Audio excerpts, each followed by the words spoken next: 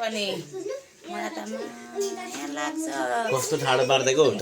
नाच्नु भनेको टेर्नु चिन भन्नु ज्ञानी बच्चा हुनु 100 वर्षको अरे भनेको मान्नु धेरै ज्ञानी हुनु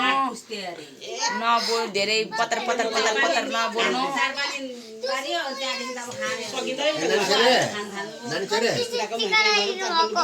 आशिक दिने बानी छ टिकाउनु परेन त वर्ष दिनको चाडबाड मिलेको छैन अब मरे भएको छ दसैँमा त नि टिका मात्र लाउनुपर्छ पो त पुरै दिनभरि निधार गाला सबै मुखैभरि टिका लगाइदिनुपर्छ आज ल हो यसलाई काट टिका लगाइदिउँ हात पक्रेर क्याची गरेर राख्ने गर्नुपर्छ हस् भाग्यमानी हुनु अनि गरिदिनुहोस् नि त्यसै गर्छ नि गर्नु पर्दैन त अनि तिमी निउरी आफै गर नि त